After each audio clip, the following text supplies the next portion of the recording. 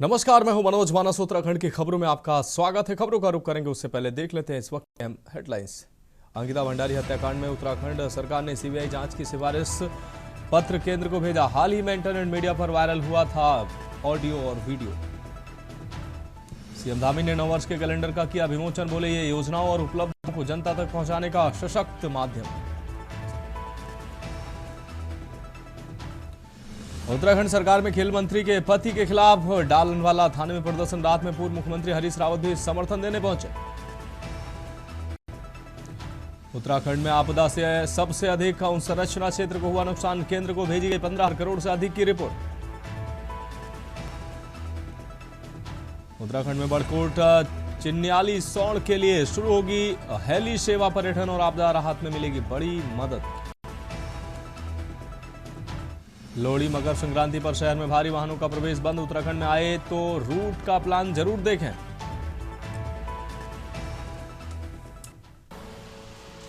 देख रहे हैं के न्यूज़ खबरों का। और उत्तराखंड की खबरों में आएंगे, लेकिन उससे पहले इस वक्त की बड़ी खबर रतलाम से सामने आ रही, जहां देर रात एक भीषण सड़क हादसे में 3 लोगों की मौत हो गई। रतलाम और झाबुआ रोड पर उदंडवा गांव के पास ये टाइल्स से भरा एक ट्रक अचानक रिवर्स आ गया और पीछे चल रही लोडिंग गाड़ी को ढकेलते हुए काफी दूर तक ले गया। कुछ दूरी पर लोडिंग वाहन सड़क किनारे गड्ढे में जा गिरा, जिसके ऊपर ट्रक भी पलट गया। इस भयावह हादसे में लोडिंग गाड़ी में सवार 3 लोगों की दबने से मौत हो गई। ये दर्दनाक हादसे की सूचना मिलते ही पुलिस और प्रशासन की मौके पर पहुंची। स्थिति इतनी भयावह थी कि शवों को बाहर निकालने में करीब 2 से ढाई घंटे का समय लग गया। राहत एवं बचाव कार्य के लिए मौके पर 2 क्रेन और 2 जेसीबी मशीनें बुलाई गई। वाहनों को सीधा करने और शवों को निकालने के लिए कटर का भी इस्तेमाल करना पड़ा। हादसे में मृतकों के शव पूरी तरह चिपक गए। मृतकों की पहचान रतलाम निवासी रियाज पिता शब्बीर अहमद, जफर पिता अब्दुल शकूर और झाबुआ निवासी अब्दुल हमीद पिता फाज मोहम्मद के रूप में हुई। हादसे के बाद तीनों शवों को पोस्टमार्टम के लिए रतलाम मेडिकल कॉलेज भिजवाया गया। प्रारंभिक जांच में ट्रक के अचानक रिवर्स आने को हादसे का कारण माना जा रहा है। हालांकि पुलिस पूरे मामले की गंभीरता से जांच कर रही है। इस हादसे के बाद क्षेत्र में शोक और दहशत का माहौल है। राहुल बैरागी रतलाम से हमारे साथ जुड़ गए हैं। राहुल, ये दर्दनाक सड़क हादसा हुआ है, 3 लोगों की दुखद मौत हुई है। ट्रक में बताया जा रहा है कि रिवर्स गियर लग जाने की वजह से ये हादसा हुआ है। क्या है पूरा मामला? बताना चाहूंगा, ये रतलाम झाबुआ जो रोड है, इस पे उंडवा एक घाटी है। घाटी के पास ही बीती रात एक दर्दनाक हादसा हो गया है। ये घाटी पर चढ़ते हुए जो टायरों से जो बड़ा जो ट्रक था, ये ट्रक चढ़ते हुए ही अपना संतुलन खो बैठा और पीछे जो चल रहा था, जो लोडिंग वाहन जो चल रही थी, उसके पीछे ही एक छोटी लोडिंग वाहन थी जो रिवर्स आया और रिवर्स आने पर वो ट्रक अपना संतुलन बिगड़ा और पीछे जो गाड़ी थी वो गाड़ी खाई में गिर गई। गिरने के बाद में ही पूरा लोडिंग वाहन उसके ऊपर जा गिरा। गिरने के बाद में जो छोटे लोडिंग वाहन के अंदर 3 लोग सवार थे, जो 2 रतलाम निवासी थे और 1 झाबुआ निवासी थे। तो तीनों की दर्दनाक मौके पर ही मौत हो गई है। बताया जा रहा है कि तीनों के शव करीबन 2.5 से 3 घंटे की मशक्कत के बाद से काटने के बाद उन शवों को बाहर निकाला गया और बाहर निकालने के बाद में रतलाम मेडिकल कॉलेज में भर्ती कराया गया। पूरे मामले को लेकर रतलाम पुलिस जांच कर रही है और जांच करने के बाद क्या तथ्य सामने आता है उसकी बात बताई गई है। हाँ बिल्कुल राहुल, बहुत शुक्रिया इस तमाम जानकारी के लिए। तो ये दुखद खबर सामने आई। रतलाम में देर रात ये भीषण हादसा सामने आया है। टाइल से भरा ट्रक पलटकर लोडिंग वाहन पर गिरा, जिससे 3 लोगों की दर्दनाक मौत हुई है। तो रतलाम से ये दुखद खबर आपको दिखा रहे। 3 लोगों की मौत से हड़कंप मच गया। शव निकालने में 2.5 घंटे लगे।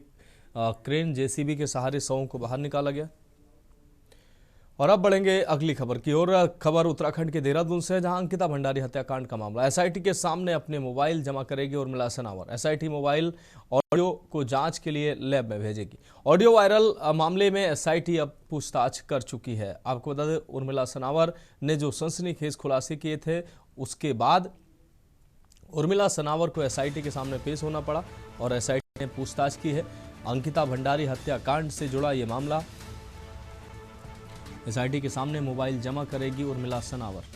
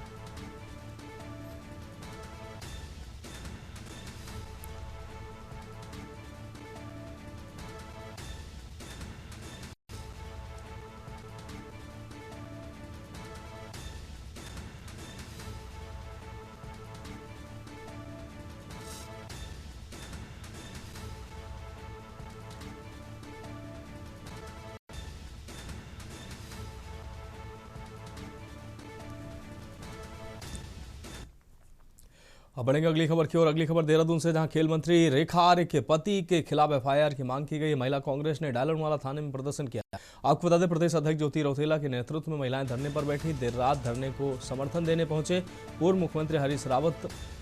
इस दौरान मौके पर पहुंचे एसपी सिटी ने मांग पत्र लिया और उचित कार्रवाई का आश्वासन भी दिया। आश्वासन के बाद महिला कांग्रेस का धरना समाप्त हुआ।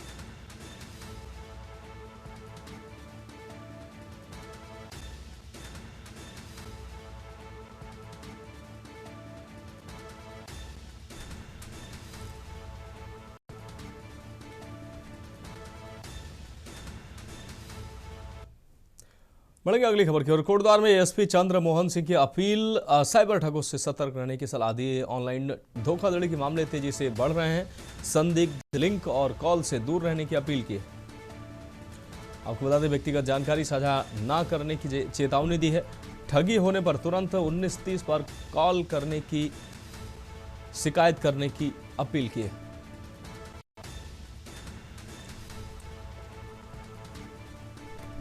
ऑनलाइन ठगी धोखाधड़ी के मामले तेजी से बढ़े हैं।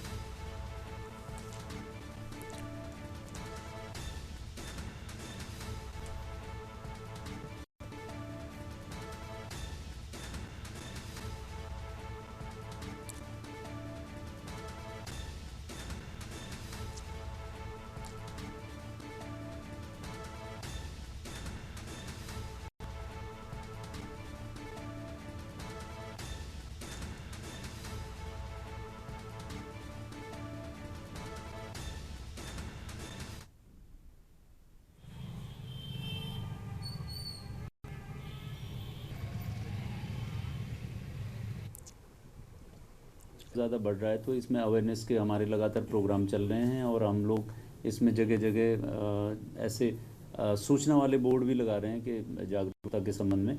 और दूसरा, हमारा सभी से ये अपील भी है कि अपने जैसे साइबर ठगी से बचने के लिए जो साइबर हेल्पलाइन नंबर है 1930 पर कॉल करें, और अनजान लिंक है या अनजान वॉइस कॉल है, वीडियो कॉल है, कोई भी फ्रेंड रिक्वेस्ट है फेसबुक की, तो उसको एक्सेप्ट ना करें।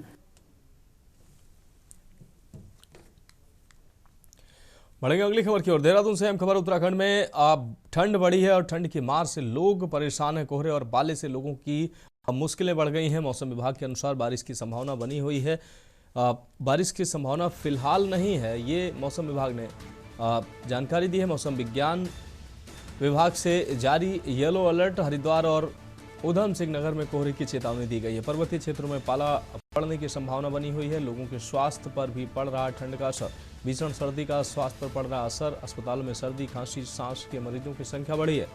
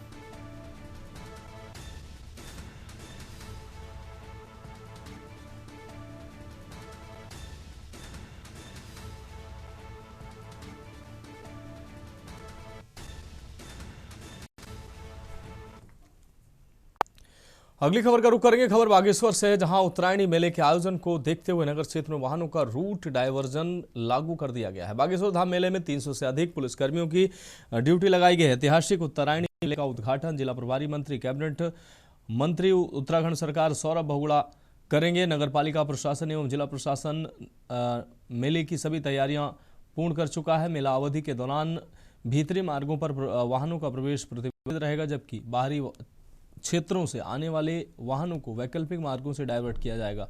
संपूर्ण मेला क्षेत्र 66 सीसीटीवी कैमरों की नजर में रहेगा। मुख्य बाजार, सरयू घाट और नुमाइश मैदान के आसपास पार्किंग पर रोक रहेगी। पुलिस प्रशासन ने लोगों से अपील की है कि वे निर्धारित रूट का पालन करें और सहयोग करें।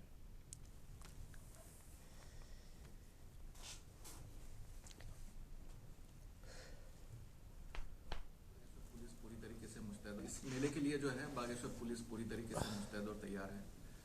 कुमाऊं के बाकी सभी जिलों से हमें फोर्स का आवंटन हो चुका है। पीएसी एक कंपनी में प्राप्त हो चुकी है, तो लगभग 350 से अधिक कर्मचारी इस पूरी मेले के लिए सकुशल और सुरक्षित संपन्न कराने के लिए तैनात रहेंगे। हमारी एसडीआरएफ की हमें 2 टीमें मिल चुकी हैं ताकि कोई भी आकस्मिक स्थिति को निपटा जा सके। फायर का हमारा पूरा दल इसमें पूरी तरीके से तैनात है। यातायात व्यवस्था का हमने ट्रैफिक डायवर्जन प्लान विस्तृत रूप से हमने ऑलरेडी आप सभी के माध्यम से साझा किया गया है। तो मेरी पब्लिक से भी यही अपील रहेगी कि जो डायवर्जन है उनको ध्यान में रखते हुए अपनी यातायात की प्लानिंग कर ले। 66 से ज्यादा सीसीटीवी कैमरे हमारे मेला क्षेत्र में लगे हुए हैं और इनसे जो है हम लोग लगातार सतर्क निगरानी रखे हैं। इसके अलावा सादे वस्त्रों में भी हमने पुलिस की ड्यूटी लगाई है। ट्रैफिक की हमारी ड्यूटियां भी लगी हुई हैं और हमारी बैरियर चेकिंग भी लगातार जारी है।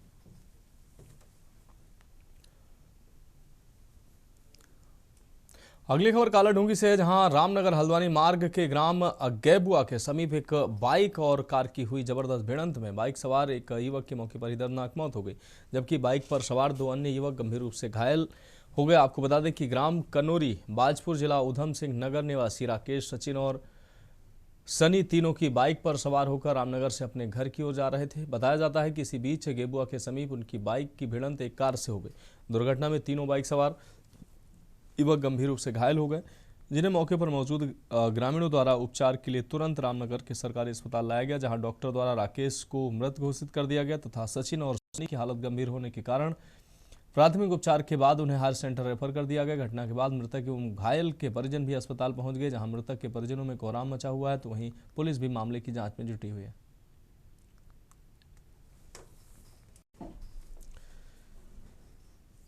एक्सीडेंट की हिस्ट्री दी है इन्होंने। 3 लड़के थे, एक राकेश, सचिन और सनी। जो राकेश है वो तो ब्रॉड डेड आया है हमारे पास, मृतक आया है मरीज़। 2 हैं, उनके थोड़ी गंभीर चोटें हैं, इस वजह से इनको आगे रेफर किया है हल्द्वानी के लिए। सर इसमें ऐसा हुआ कि गैबोडोल में मैं रहता हूँ, मैं चौराहे पे आया था कुछ सामान लेने के लिए, तो वहाँ पे मैंने देखा कि एक कार से क्या वो बोलते हैं कार आ रही थी आपका हल्द्वानी से रामनगर को, और ये भी शायद वो क्या बोलते हैं रामनगर से छोई से हल्द्वानी की तरफ को जा रहे थे। तो इनका क्या हुआ कि क्या बोलते हैं कार के साइड में एक्सीडेंट हो गया। तो जब कार ठुकी तो हमने ये देखा कि कार तो ठुकी हुई है, लेकिन ये लोग काफ़ी दूर जाके छटके थे। हमें पहले 5 मिनट तक तो पता नहीं चला कि कहाँ छटके हुए हैं करके।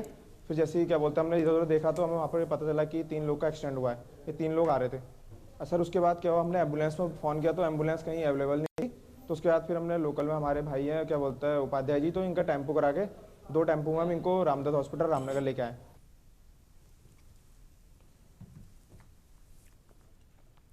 बढ़ेगी अगली खबर की ओर। खबर देहरादून से है, जहां थाना रायपुर क्षेत्र के रेस्टोरेंट से हुई चोरी की घटना का दून पुलिस ने खुलासा करते हुए एक अभियुक्त को गिरफ्तार किया। अभियुक्त के कब्जे से चोरी किए गए 3 कॉमर्शियल गैस सिलेंडर बरामद किए गए हैं। लाडपुर स्थित रसोई रेस्टोरेंट से 3 गैस सिलेंडर चोरी हुए थे। मामले में पुलिस ने सीसीटीवी फुटेज व मुखबिर की सूचना के आधार पर अभियुक्त अमित निवासी बिजनौर हाल जोगीवाला देहरादून को लाडपुर जंगल के पास से गिरफ्तार किया। पूछताछ में अभियुक्त ने आर्थिक तंगी के चलते चोरी करना स्वीकार किया। पुलिस ने आरोपी को गिरफ्तार कर विधिक कार्रवाई शुरू कर दी है।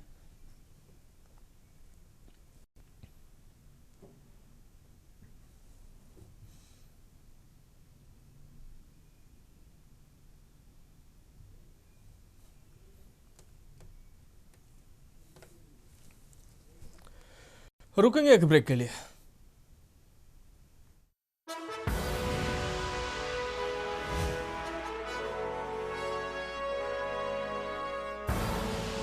आप देख रहे हैं के न्यूज खबरों का। ब्रेक के बाद उत्तराखंड की खबरों में एक बार फिर से आपका स्वागत है। बढ़ेंगे अगली खबर की ओर। खबर देहरादून से, जहां दून पुस्तकालय एवं शोध केंद्र में school of theatre and film के सहयोग से एंटोन चेखव की कहानी पर आधारित हिंदी हास्य नाटक द प्रपोजल का मंचन किया गया है। आपको बता दें 35 मिनट की इस नाट्य प्रस्तुति का निर्देशन कैलाश कंडवाल ने किया। कलाकारों में कैलाश कंडवाल, अभिषेक डोभाल, आतिश शाही प्रताप सिंह और निशांत राही शामिल रहे। कार्यक्रम के माध्यम से school of theatre and film ने देहरादून में रंगमंच को पुनर्जीवित करने, नए दर्शक जोड़ने और उभरते कलाकारों को मंच देने के अपने अभियान को आगे बढ़ाया। रोमांटिक कॉमेडी शैली में प्रस्तुत इस नाटक ने दर्शकों का भरपूर मनोरंजन किया। प्रस्तुति के दौरान शहर के अनेक रंगमंच प्रेमी कलाकार, छात्र एवं प्रबुद्ध जन उपस्थित रहे।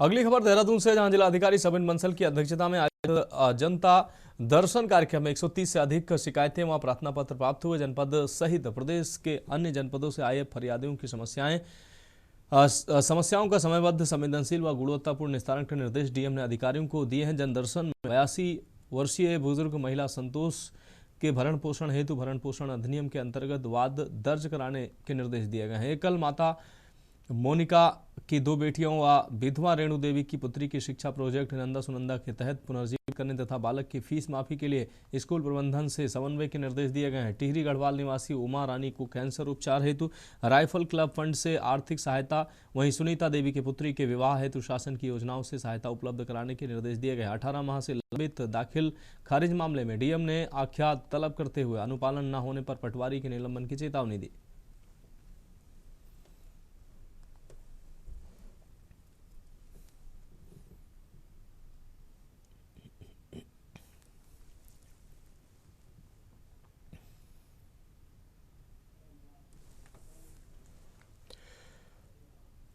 बढ़ेंगे अगली खबर की ओर। काशीपुर से अगली खबर है, जहां उत्तराखंड को झकझोर देने वाला सुखवंत सिंह सुसाइड मामले में अब एक नया मोड़ सामने आता नजर आया है। जहां एक तरफ मृतक सुखवंत का Facebook live video social media पर वायरल हो रहा है, वहीं अब दूसरी पार्टी जिन पर आरोप लगे हैं उन्होंने सामने आकर अपनी सफाई पेश की। वीडियो के पहले हिस्से में सुखवंत सिंह रोते हुए सिस्टम और प्रॉपर्टी डीलरों पर 4 करोड़ की ठगी और पुलिस उत्पीड़न का आरोप लगा रहे हैं। ये वीडियो उनकी मौत से ठीक पहले का है, जो किसी के भी रोंगटे खड़े कर दे। वहीं वीडियो के दूसरे हिस्से में आरोपी पक्ष ने सुखवंत के दावों को सिरे से खारिज किया है। उन्होंने अपनी सफाई में कुछ कागजात और दस्तावेज दिखाते हुए खुद को बेगुनाह बताया। अब सच क्या है, ये जांच का विषय है। एक मौत और कई आरोप, और अब शुरू हुआ दावों और प्रतिदावों का दौर। हल्द्वानी के होटल में खुदकुशी करने वाले सुखवंत सिंह का मामला गहराता जा रहा है। आपको बता दें, मरने से पहले सुखवंत सिंह ने यह वीडियो बनाया। पुलिस और प्रॉपर्टी के खेल से जुड़े लोगों को अपनी मौत का जिम्मेदार ठहराया। उनकी आंखों के आंसू सिस्टम पर सवाल खड़े कर रहे हैं, लेकिन कहानी का दूसरा पहलू भी है। अब उन लोगों ने भी चुप्पी तोड़ी है जिन पर आरोप लगे थे। वीडियो के इस हिस्से में दूसरी पार्टी ने किस तरह कागजों के साथ अपनी बात रखी और आरोपों को झूठा करार दिया है।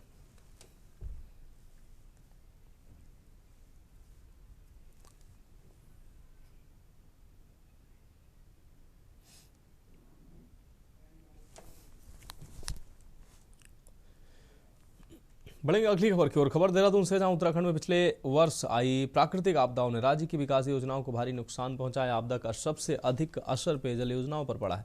शासन की ओर से तैयार रिपोर्ट के अनुसार आपदा से राज्य में विभिन्न विभागीय योजनाओं को कुल 379 करोड़ रुपए का नुकसान हुआ, जबकि 312.19 करोड़ रुपए की प्रत्यक्ष हानि आंकी गई है। सबसे गंभीर स्थिति पेयजल योजनाओं की रही, जहां कुल 1844.05 करोड़ रुपए के नुकसान का आकलन किया गया। इसमें से 84.17 करोड़ रुपए की हानि को विशेष रूप से शामिल किया गया है। आपदा के कारण कई क्षेत्रों में पेयजल आपूर्ति बाधित हुई और बुनियादी ढांचे को क्षति पहुंची है। शासन ने आपदा से हुए नुकसान की विस्तृत रिपोर्ट राष्ट्रीय आपदा प्रबंधन प्राधिकरण को भेज दी है। रिपोर्ट में कुल 15,103.52 करोड़ रुपए के आर्थिक प्रभाव का उल्लेख किया गया है।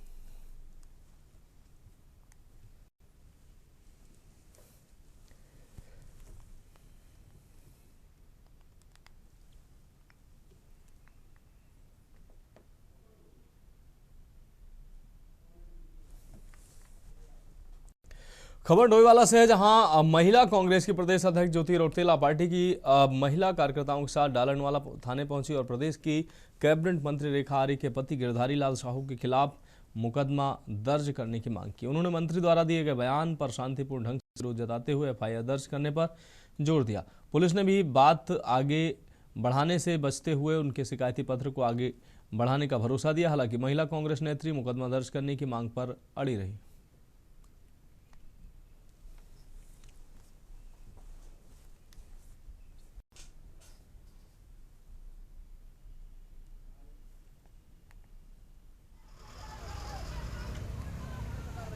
हम जो रेखा आर्य कैबिनेट मंत्री है, जिन्हें शर्मसार होना चाहिए, अंकिता के समय जो मौन रही, और जब हम उनके पति ने महिलाओं के प्रति इतनी गंदी बात की है, पूरे देश की महिला उनके बयान से शर्मसार है कि 20-25 हजार महिलाएं जो है वो खरीद के लाके उन्हें अपने घर में रखा जा सकता है। तो या तो वो किसी गैंग से जुड़े हैं या वो महिला के जो महिलाएं इधर उधर बेची खरीदी जाती है उस गैंग से जुड़े हुए हैं। ऐसा किस गिरोह से जुड़े हुए हैं, क्योंकि आम आदमी को तो मालूम नहीं है कि महिलाएं कहाँ बिकती हैं और कहाँ खरीदी जाती हैं। प्रदेश के हालात यही हो गए कि पुष्कर सिंह धामी और भाजपा की जो सरकार है, जो लोग अन्याय कर रहे हैं, जो लोग गलत काम कर रहे हैं, उनके साथ खड़े हो रहे हैं, और जो लोग अन्याय के खिलाफ आवाज उठा रहे हैं उनको अरेस्ट कर रहे हैं। आज मैं और मेरी टीम, क्योंकि हमने गिरधारी लाल साहू के खिलाफ एक तहरीर दी थी 2 तारीख को, क्योंकि उन्होंने बोला था कि इस देश में बिहार में महिलाएं 20,000 25,000 की मिल जाती है। फिलहाल खबरों में अभी के लिए मेरे साथ इतना ही। मुझे दीजिए इजाजत और आप देखते रहिए के न्यूज़ इंडिया।